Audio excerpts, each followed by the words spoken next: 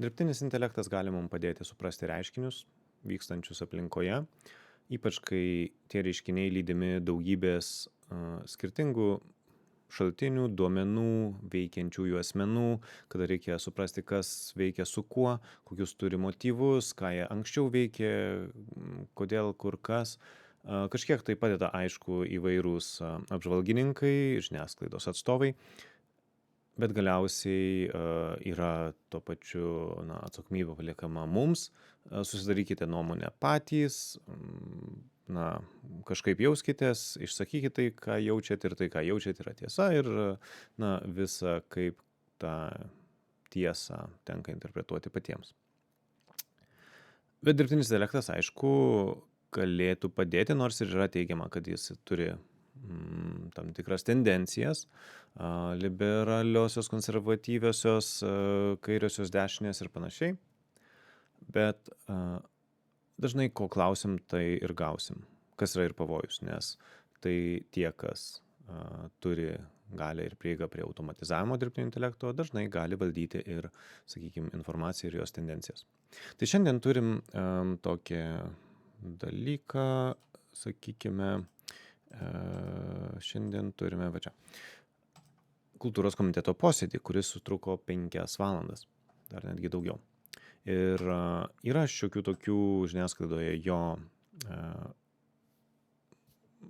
išvadų, žmonės galbūt klausėsi, bet tikriausiai dauguma tų apžvalgų, apibendrinimų taip pat naudojasi dirbtiniu intelektu, kad tos apibendrinimus sukurtų.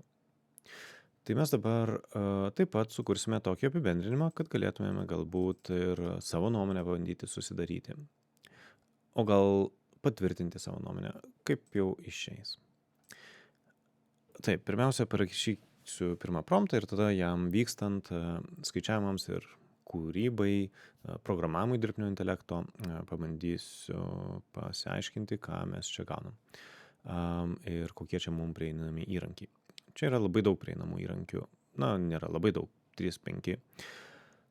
Bet 6 čia, ir vartotojo sąsaja tokia pum ir vienas nukrenta.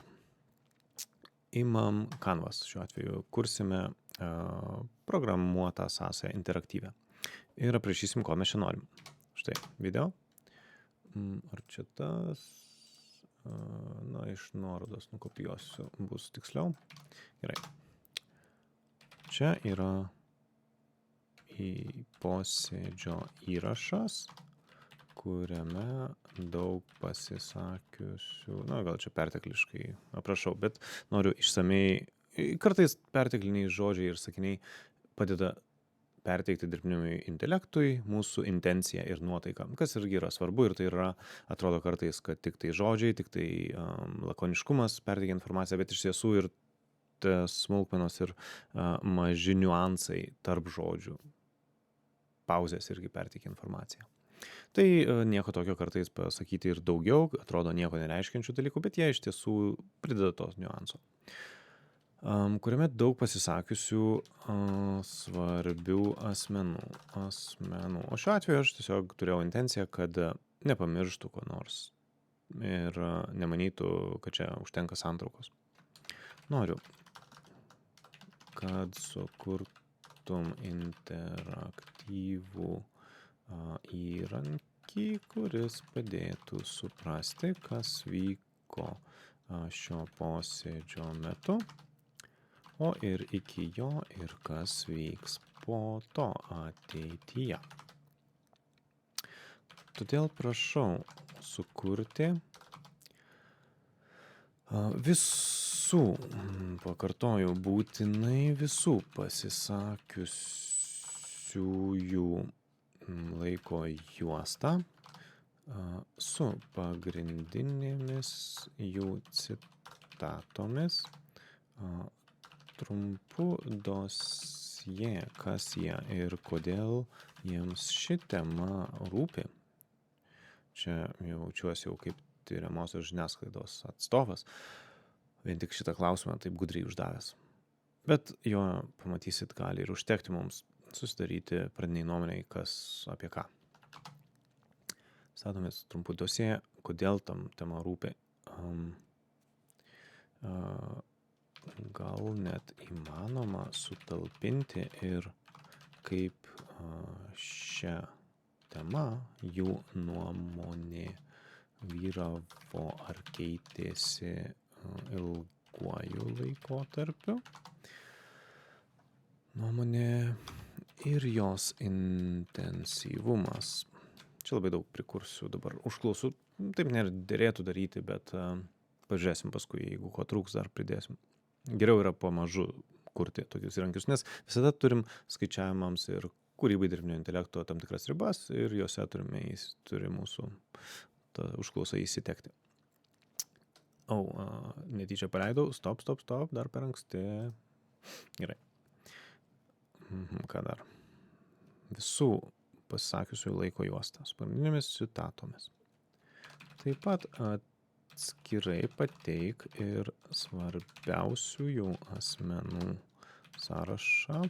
Jame nurodyk jų nuotaikas dalyvavimo metu, pateik informaciją, ką jie jau nuveikė šio klausimo tema, ką jie dar planuoja ar galėtų nuveikti ateityje. Kaip? Pridėk ir išmaniai patogiai pateiktas išvadas, kas ko siekė posėdžio metu ir ko pasiekė. Pridėk ir ilgesnį kontekstą, gal čia kažkiek kartojosi, bet kažką gausim. Galiausiai pridėk ir ilgesnį kontekstą, kas turėtų įvykti po posėdžio, naudok informaciją ir randama internete.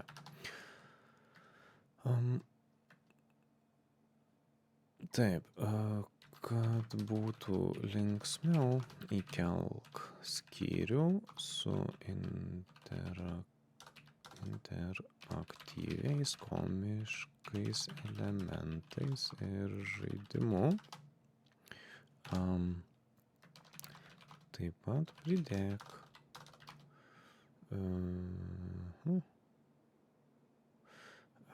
smagų žaidimą su šliaužiklių elementais, kuriais galėčiau operuoti esamomis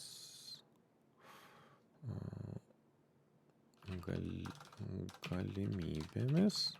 Mačiau kaip tik tokį žaislą prezidentūros muziejuje, kaip tas valstybingumo muziejus, kur galima operuoti biudžeto skaičiais ir kurti savo biudžetą, kuris galėčiau operuoti esamomis galimybėmis ir matyti gal ir komišką, bet realistišką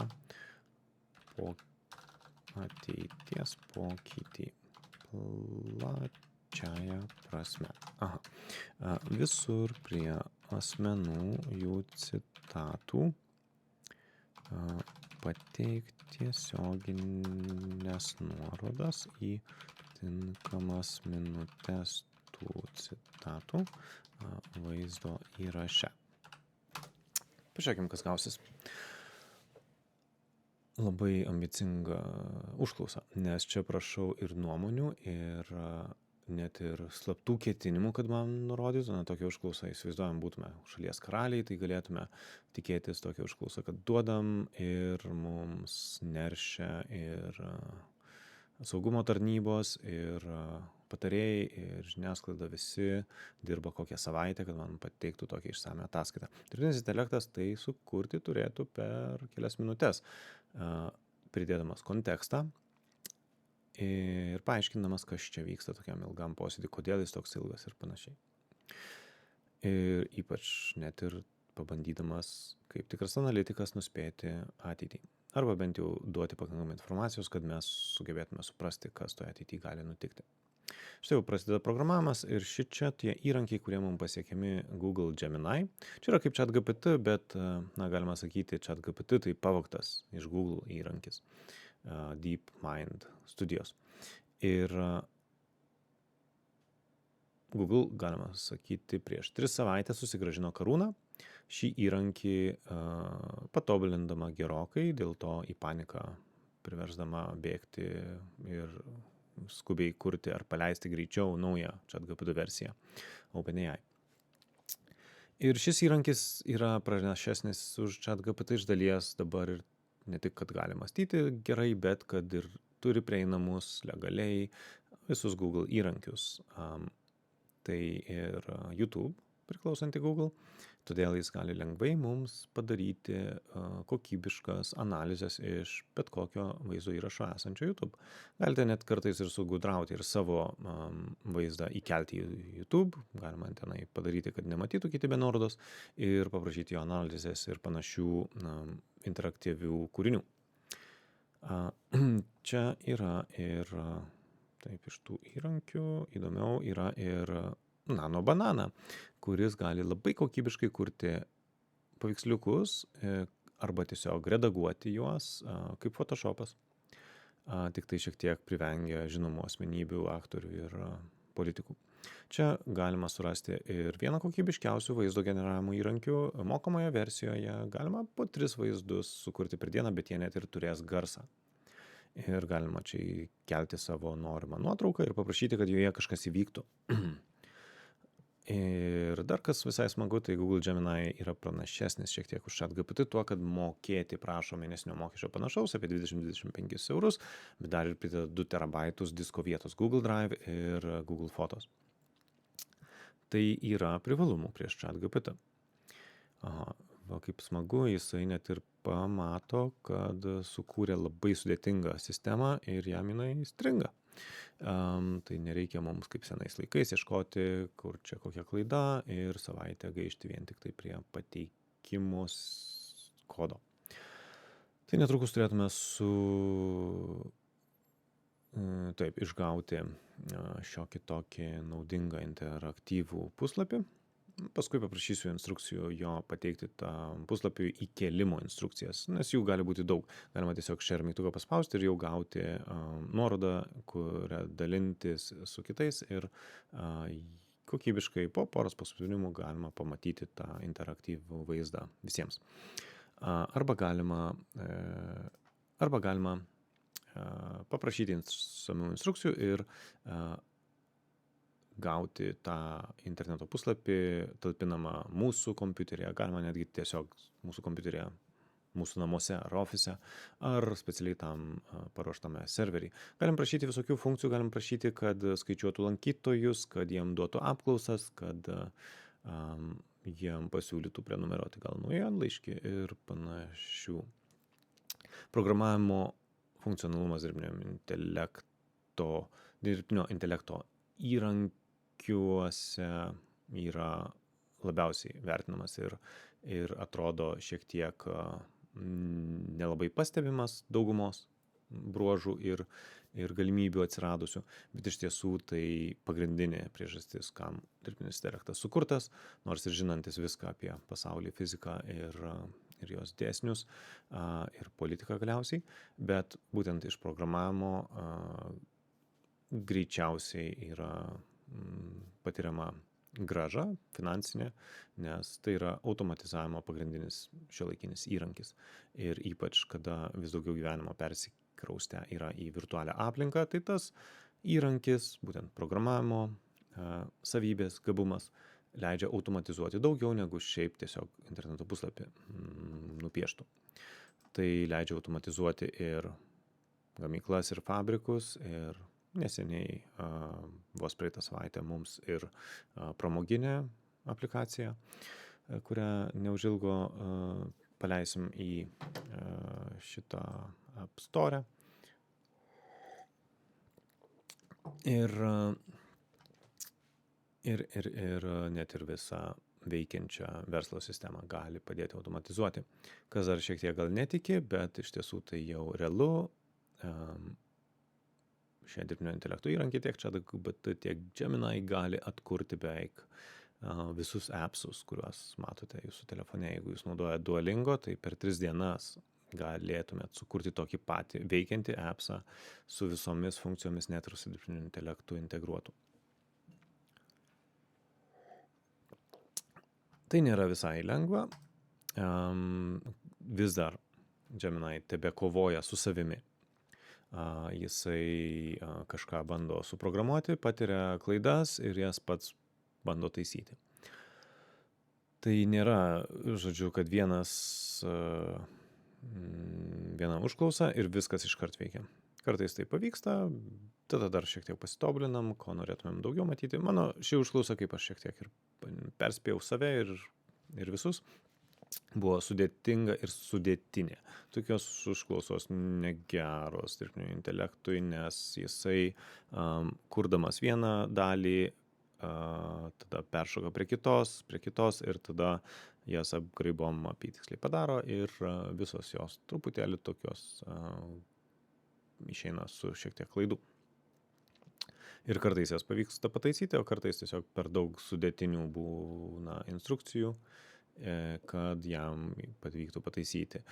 Gerokai lengviau, kai mes paprašome vieno dalyko, pavyzdžiui, dabar galėjom paprašyti tiesiog, kad mums pateiktų santrauką išsame su visais kalbėtojais kaip sąrašą, paskui galėjom paprašyti, kad jisai padarytų interaktyviai tą ir pamažu kurti po funkciją, nes kai yra viena veikianti funkcija, jis jau paprašius papildomos tos veikiančios šiek tiek gal ir būna, kad apgriauna, bet dažniausiai nebesugriauna.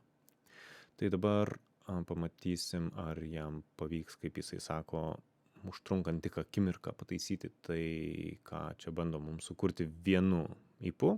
Na tai irgi šioks toks sportas. Padaryti tą vadinamą one-shot programą.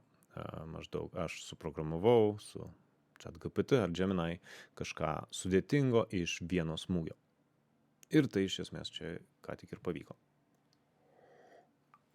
Ką mes turime? Mes turime interaktyvų puslapį internetinį, LRT įstatymo mūšis.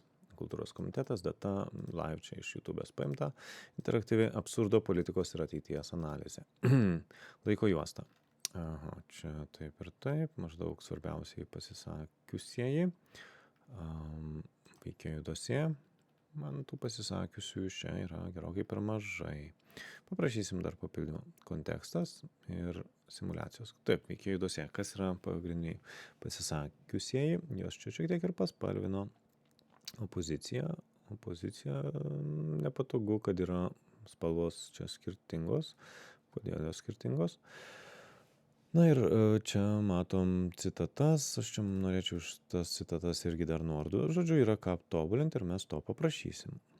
Taip, išvadas, ko pasiekta. Valdantieji pasiekė formalią pergalę, opozicija nepasiekė stabdymo, bet sukūrė teatralizuotą pasipriešinimą, generuodami turinį socialiniams tinklams ir mano dėmesį, aišku, atkreipdami ir jūsų atitinkamai dabar, nes tai yra jau turinys, kuris iš pradžių atrodo neįprastai ilgas ir sudėtingas, bet mes jį galime išskaidyti ir tokiu būdu į įdomų ir patrauklų ir jį lengviau suprasti.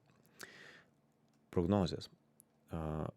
Posėdis yra kulminacija politinėje kovoje dėl LRT valdymo.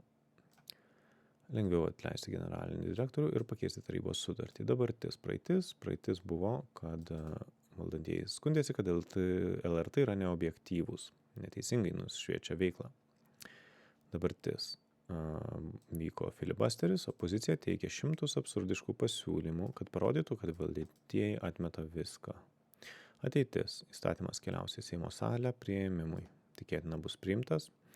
Bus kreiptas į konstitucinį teismą, prezidentas greičiausiai pasirašys, sako, arba vetuos dėl akių, bet Seimas veto atmes. Prasidės LRT vadovybės keitimas. Taip paprastai, pridedant konteksto, išanalizavus šitą vaizdo įrašą, buvo sukurtas šitosai analitinis kampelis, kontekstas ir ateitis, kas dar ateities simulatorius ir čia šis tas linksmesnio, kad neprarastume juoko, keep calm and carry on. Taip tariant, ateities simuliatorius, kas bus toliau? Buldozerio lygis, kiek agresyviai tęsis buldozeris, kiek agresyviai sarkazmo panaudos opozicija ir scenarijus keičiasi, visuomenės pasipiktinimas. Jeigu pasipiktinimas mažas, absurdo teatras, Seimas priima įstatymą, LRT direktorių renka dirbtinis intelektas, apmokytas auksinio proto klausimais. Opozicija emigruoja į kažkokius serverius, tai visai tikriausiai kieno nors svajonė. Jeigu visuomenė pasipiktina labiau, niekas nesikeičia. Pesimistiška, galima paprašyti įdomiau.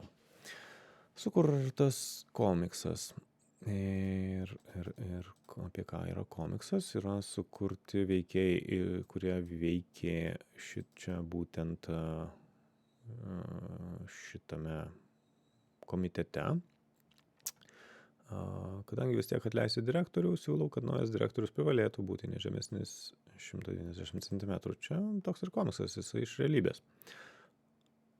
Siūlau nepritarti. Bet palaukit, jeigu jis laimėtų auksinį protą, arba bent 2 televizorius namie turėtų. Komiksas iš realybės, per daug realistinis, kad būtų labai juokingas. Gerai, dabar klaidos. Aš matau mažokai dalyvių. Taip, prašau įtraukti visus be išimties dalyvius, priskirti ir leisti filtruoti juos pagal šaltinį arba požiūrį. Pagal šaltinį, čia gal neaiškiai parašiau, pagal priklausimą kokiai nors jėgai arba požiūrį. Taip, ko dar įdomaus. Čia aš nematau paspaudžiamų laikų. Požiūrį. Taip pat noriu, kad laiko žymos paspaudus ant jų nuvestų tiesiai į vaizdo įrašo atitinkamo laiko vietas. Ko dar galiu norėti? Čia veikėjų dosija taip pat. Prie veikėjų dosija esančių citatų taip pat noriu tokių nuorodų, bei noriu aiškesnių spalvų pagal priklausimą veikėjų aprašymų rėmeliuose. Taip pat prašau pakeisti antraštę į oficialesnę ir aiškesnę ir naudoti įdomesnę, spalvingesnę gamą. Vėl neturėdamas kantrybės, laukti po vieną žingsnį, nors tai būtų kokybiškiau, prašau daug iš karto, kas stebėtinai dažnai ir pavyksta. Simuliacija ir komiksai, taip. Prašau parengti šios kalbos taglainų bingo žaidimą, sukurti ateities simuliatoriui daugiau šliaužiklių, įtraukti čia ir prezidentūros galimus pasirinkimus. Taip pat mane neramina, kad visuomenės pasipiktinimo šliaužiklis beveik nieko nedaro. Rezultatas ten dabar tik tekstas, gal gali ir daugiau animacijos vykti. Na ir vėl aš daugoką prašau, galbūt bus vėl klaidų kokių, nors dabar jau yra veikiantis interneto puslapis, interaktyvus, kaip prezentacija, tinka ir pamokoms, visokius net ir istorinius laikus analizuoti. Tikriausiai tinka ir greitam susipažinimui ir aptarimui darbo vietoje, ar net ir situaciniam supratimui. Kaip ir prieš tai minėjau, galime įsivaizduoti, jeigu karaliautume, valdytume kokią šalį, jeigu turėtume šitokį, bent jau prieš metus dar, kad galėtume turėti tokį įrankį, mes mažiausiai turėtume licenciją turėti šito žymiojo Palantir įrankio ir didelę komandą. Dabar galim tiesiog paprašyti dirbtinio intelekto. Ir vėl čia galim galvoti, ar čia jisai tendencingas ar ne, ar man paprašius konteksto ir ateities mes matėme tendenciją ir jo polinkį vienai ir kitai šio konflikto pusiai. Gal ir mano užklausose buvo polinkis, kuris lemia atitinkamą atsaką. O gal paieškose, o gal tas polinkis yra tiesiog toksai, koks yra ir, kaip sako, toksai jau yra tas tikslas. Taip, čia dabar antraštė yra įdomesnė, paprastesnė, aš taip prašiau, kad truputėlį būtų aiškiau, be komiškumo pačioje antraštėje, spalvos pagyvėjo, nors ir, gerai, čia atsirado filtrai, kas kada kalba. Ir čia jau yra šiek tiek aiškiau. Ekspertai ir visuomenė, Žalimas Birutė, Dalvinonytė, pozicija, ir dabar aš galiu jau paspausti ir tenai nueiti. Visai gerai. Kiek žinau, buvo ir daugiau kalbėtojų, atrodo. Tai aš norėčiau gal jų dar daugiau, galiu to ir paprašyti. Bet čia yra neblogai. Jau galiu pamatyti, kas kiek kalbėja. Ir iš tikrųjų valdančioji. Taip, Agnė Širinskienė yra. O ko dar tada trūksta? Gal ir nemažai tų kalbėtojų. Taip, valdančioji dauguma. Ar Širinskienė yra valdančioji dauguma dabar? Čia galėjo jis ir suklysti iš dalies ir todėl, kad jinai buvo dauguma dabar, prie valdančiosios daugumos dabar nebe, dabar jinai laisvas pilietis, bet kai kurie dalykai šiek tiek sudėtingi ir dirbtiniui intelektui suprasti. Čia yra chronologija su citatomis, man nepatinka jos kiekis, yra vien tik opozicija, tai reikės dar pataisyti. Dalyviai. Čia jau matau, kaip klaida, vien tik opozicija visur dominuoja. Valdantieji simuliacija. O čia šiek tiek įdomiau. Taip, ką čia turim? Scenarius, lietuviška pelkė. Procesas klampus ir čia visko daug vyksta. Čia yra žaidimėliai. Jeigu mes žiūrėtume tą posėdį ar būtume priversti jame netgi dalyvauti, galėtume gal ir spaudalioti. Kiek kartų paminėta prezidentūra, ūgis, skuba, siūlau nepritarti žodis, pasibučiavimas ir buldozeris. Įdomu. Laimėjom bingo. Taip, ateities simuliatorius. Valdžios buldozeris didėja, opozicijos sarkazmas, kol jinai neuždrausta, taip pat didėja. Visuomenės pasipiktinimas didėja ir pagaliau tautos balsas kažką lemia apačioje. Jeigu nėra tautos pasipiktinimo, tai vyksta lietuviška pelkė ir klampus, ilgas procesas. Jeigu tautos balsas garsėja, tai Seimas atsitraukia. Dirbtinis intelektas šiek tiek optimizmo gavo. Jeigu prezidentas pritarė arba nepritarė, tai kas būna? Jeigu pritarė, tai tada buldozeris be stabdžių, jeigu ne, tai tada tiesiog klampus, ilgas procesas. Ir konstitucinio teismo palankumas įstatymui. Mažas palankumas, konstitucinis stabdis. Teismas pritaiko laikinasias apsaugos priemonės, procesas įšaldomas metams. Visi pykstasi teismo salėje. Tampa šiek tiek aiškiau stebėti šitą procesą. Jeigu prezidentas pritarė, tai vyksta buldozeris be stabdžių, sako. LRT vadovybė keičiama per naktį. Ir visuomenės pasipiktinimas nuo to didėja. Tada masiniai protestai užgožia ir prezidentas laimi pilietinę visuomenę. Jeigu jų nėra protestų, tai buldozeris be stabdžių. ir dar piešinukas buldozerio, kuris eina be stabdžių. Tai visai neblogas žaidimas. Bet man nepatiko, kad čia jisai suklydo ir mažokai žmonių iš valdančiosios daugumos paminėtų. Yra problema, kad valdančiosios daugumos atstovų posėdžio chronologijoje ir dalyvių sąraše, kaip čia dabar su dalyviais, visgi jie yra, tik tai aš nemačiau.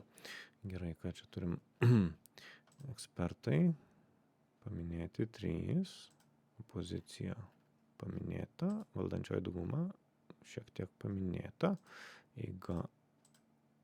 eigoje jų mažai, štai kaip yra. Tai to ir paprašykim.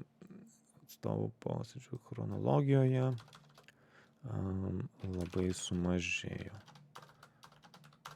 Prašau išanalizuoti vaizdo įrašą darsyk ir įtraukti visus svarbius, gerai, nebūtinai svarbius, visus pasisakymus ir iš valdančiųjų pusės.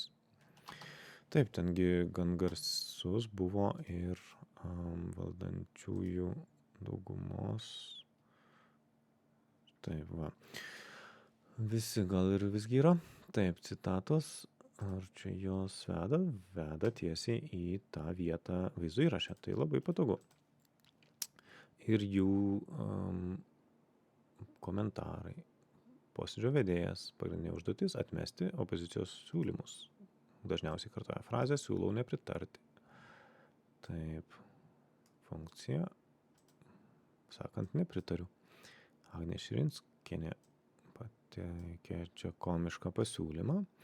Indrė Kižienė palaiko pirmininką, dėkoja opozicijai, atmeta siūlymus. Mandagu. Taip. Ir dar įeiga prie dalyvių dosje, prašau papildyti įdomiais faktais apie minimus žmonės, ypač šios istorijos ilgalaikiame kontekste. Taip pat taip, nuotaika yra jau pažymėta. Gerai, nuotaika pažymėta. Dalyviai pozicija kaip čionai. Nuotaika yra, šis tas yra. Čia nuorodos yra. Daugiau kaip ir nėra ko prašyti. Taip, čia taip. Ko šiam lošia sustabdyti. Ar jis taip ir sakė? Nu, tiksliai. Ir iš karto viskas aiškiau, kaip čia kas vyko. Čia visko paprašom, eiga čia viskas filtruojasi ir tik tai labai mažai. Gal tiek ir te buvo tose 5 valandose. Simulacija veikia, galėtume posėdžių bingo dar paprašyti didesnio, bet, kas čia? Iš naujo. Čia jeigu pažymim ir iš naujo.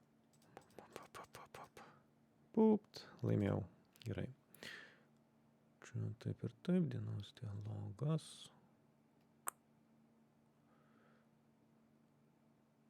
Taip. Tegul. Eiga ir daugiau nėra ko čia ir paprašyti tikriausiai. Konteksto paprašėm ir pažiūrėsim, ką čia mums suras. Galima išsamiau ir nuodugniau prašyti, galima prašyti visokių detalių ir istorinių pasisakymų ir mums juos irgi suras.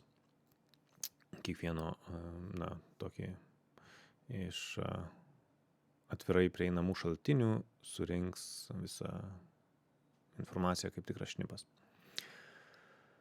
Taip, dabar papildoma informacija, žymiai daugiau procedūrinių manevrų, to ir norėjome šiuo atveju išplėsti dosie įdomiais faktais. Jisai suprato savo užduotį ir ją atliks. Galime pasidomėti programavimo kodu. Čia dabar jo turime. Čia iš naujo kūriamas paprastai, viskam užtenka apie 1000 eilučių.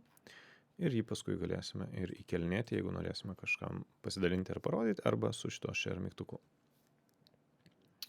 Taip, dabar tada truputėlį galim luktelti, kaip jam čia seksis. O vėliau galima ir kokių linksmesnių paveikslėlių ar net video įterpti į tą patį dalį, bet jau čia gali reikėti išmanumo, kaip tai pritaikyti. Na, bent jau tikrai geras karikatūras galime sukurti. Kad tokias sukurti su dirbtinio intelekto pagalba, mes galim nustebti jo šmaikštumo galimybėmis. Iš dabar ypač tiek daug informacijos jau surinkus. Bet patogu prašyti iš karto didelio kiekio šmaikščių citatų, paskui išsirinkti kelias ir iš jų galima kurti karikatūras ir turėti visai kokybišką, iliustruotą ir supaprastintą turinį. Čia mums sekasi neblogai, kol čia plepu, jisai jau 1500 eilučių sukūrė ir gal net ir viską atnaujino. Taip, turėjom trūkumą valdančiosios daugumos pasisakymų, dabar to padaugėjo.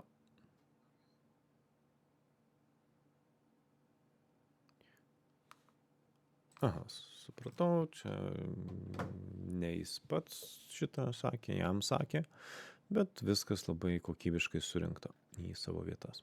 Visi, pozicija, šį kartą jos mažiau liko, ekspertai galėjo daugiau būti, galėčiau prašyti dar ir daugiau dalyvių citatų, galbūt jos buvo palaikytos ne asmenimis, bet kai kur, taip, dalyviai. Gerai, tegul pataiso klaidas. Kas yra patogu, programavime klaidos yra neišvengiamos, nes tai tikslusis mokslas, nebent taip dirbtinis intelektas, tada viskas tikimybiška. Bet kas yra keistai patogu čia, kad už mus visas net ir testus iki galo gali atlikti pats dirbtinis intelektas, pats pastebėjęs, kad kažkas neveikia. Ir lieka tik laukti ir kontroliuoti procesą. Tokiu būdu galim netgi iš karto kelias idėjas programuoti. Arba kelis vaizdo įrašus. Net ir tą šiek tiek automatizuoti. Nors vis tiek reikia dabar žmogaus peržiūrai, kuris spręstų, ar informacijos kiekis jau pakankamas ar ne. Ir iš to matome dabartinį dirbtinio intelekto gebėjimą apdoroti informaciją taip, kad mums tiktų. Galim ilgainiui įpratę patikslinti savo užklausą, įtraukdami viską, ko mums reikia, arba kaip tik automatizuoti po žingsnelį, darydami bet kokybiškiau ir tikėtis, kad jau net ir be peržiūros mums tiks. Taip, čia jisai taiso savo klaidas. Galim truputėlį luktelti ir sugrįžti, kai jas pataisys ir pasižiūrėti, ar suprogramavo tinkamai. Dėl tos priežasties dabar jau norisi net ir tokias užduotis, kurias atlieka dirbtinis intelektas ilgai, nešioti su savimi kišenėje, kai kurias iš jų leidžia užduoti ir išeiti kaip deep thinking ar pro versijos, kai kurias kaip programavimo tenka stebėti arba palikti kompiuterį atlikti ir paskui pažiūrėti, kas jam pavyko. Ko aš prašiau? Pasižiūrėkim dabar čia, ir spalvas dar pakeitė. Šiek tiek liūdnesnės dabar spalvas, grįžo vėl jis prie savo stiliaus. Čia dar gal ne visi tie dalyviai, sumažėjo dalyvių. Ir dar norėjau, kad jisai patikslintų Agnės Širinskienės statusą. Valdančioji dauguma, nors ir trolintoje. Konteksto, bent jau kontekstų pridėjo įdomių. Kęstutis Vilkauskas. Trakų administracijos direktorius, kareivio vaidmuo, vykdo partinę valią. Net jeigu tai kainuoja reputaciją kultūros bendruomenėje. Taip, Vytautas Grubliauskas, profesionalus džiazo muzikantas, Klaipėdos meras, Taip, įsitraukė į diskusiją apie tonaciją su Šimonyte. Indrė Kižienė man pačiam negirdėta ir čia patogu yra šis kontekstas. Ir jisai man nieko apie ją nepaaiškino. Gal tingėjo dirbtinis intelektas pats ieškoti informacijos apie ją. Atstovauja Žemaitaičiui ir buvo pirminis, čia apie Žemaitaitį. Tyla kontrastuoja su triukšminga retoriška viešumoje. Tiesa, įdomus pastebėjimas. Operos solistas iš opozicijos. Kultūros komiteto buvęs pirmininkas. Buvusi premjerė ir čia visai neblogas kontekstas. Ekspertai. Buvęs Konstitucinio Seimo pirmininkas, bet čia nėra paaiškinimo, kas jisai dabar. Tai nepatogu.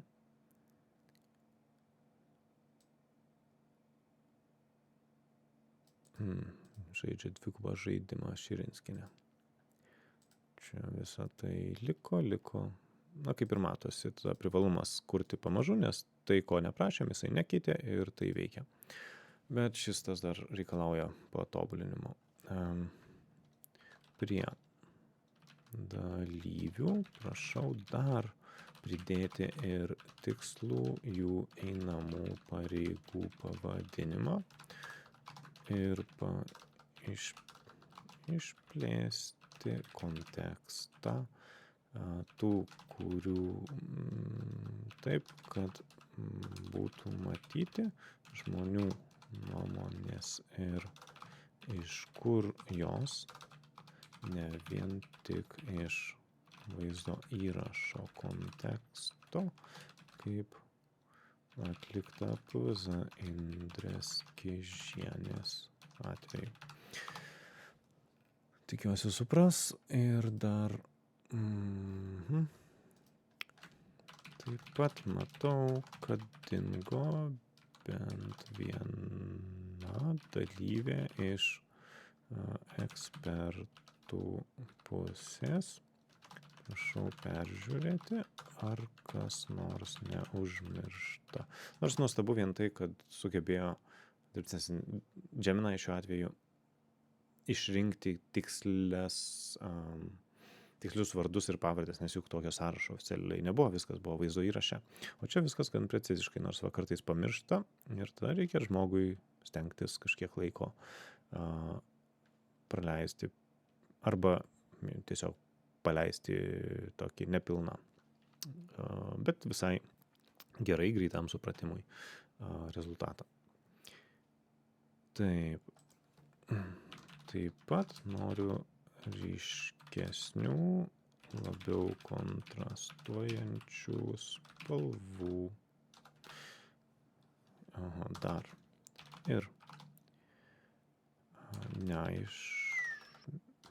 prašau giliau pasidomėti Agnės Širinskienės statusu. Atrodo, kad jis neseniai pasikeitęs partiniu statusu.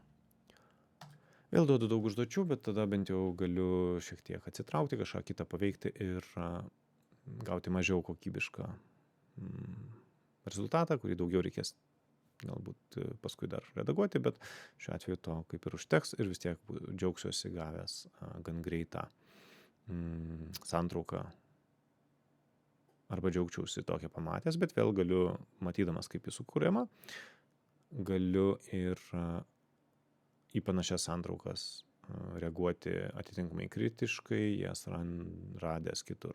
Nors santraukos yra paprastai viliojantis dalykas vartoti, nes tikrai 5 valandų posėdžio nesinori mums peržiūrinėti patiems. Taip, pakeitimai. Pareigos kontekstas, tikslios pareigos bus pridėtos. Agnė, atnaujinta informacija apie narystę.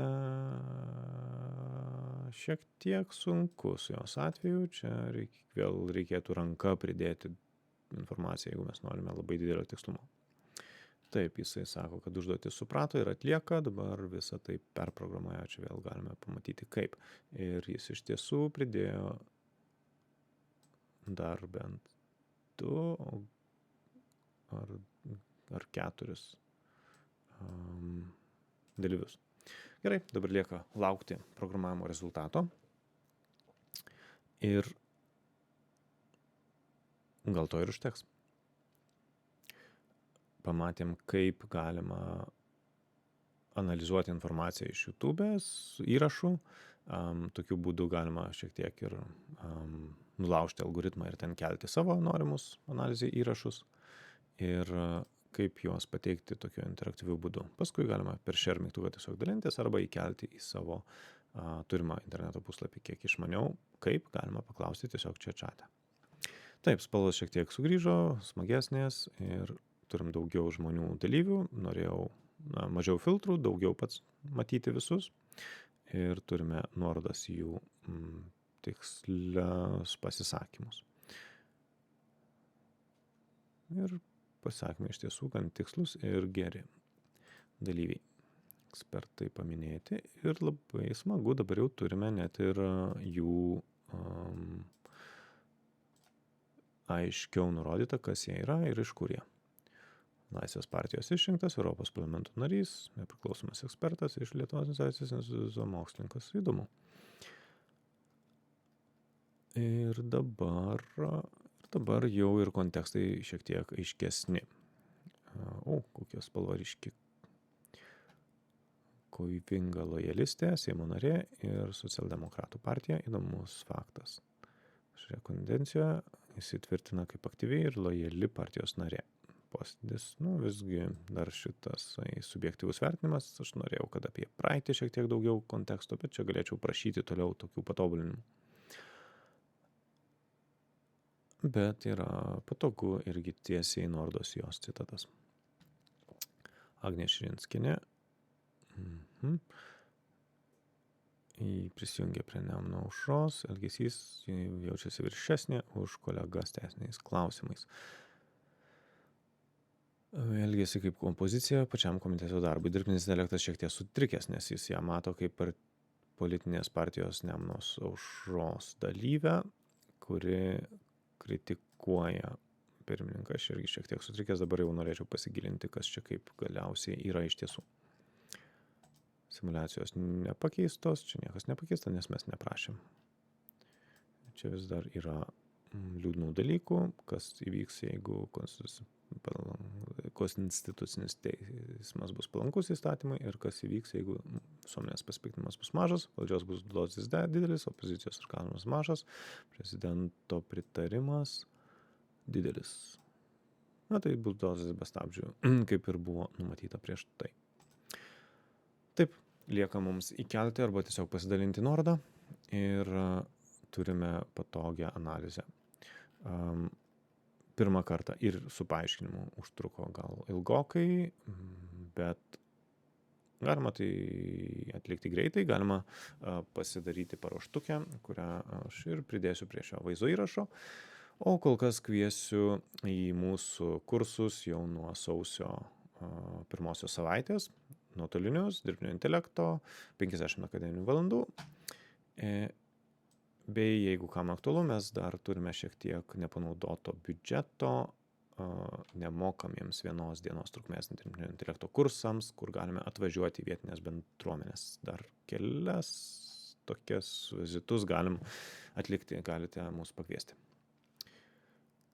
Tikiuosi pamatyti tokių analizių ir iš jūsų, taip lengviau bus ir man suprasti einamosius reikalus ir ką galime toliau tada įvairiom simulacijom išsiaiškinę sugalvoti daryti.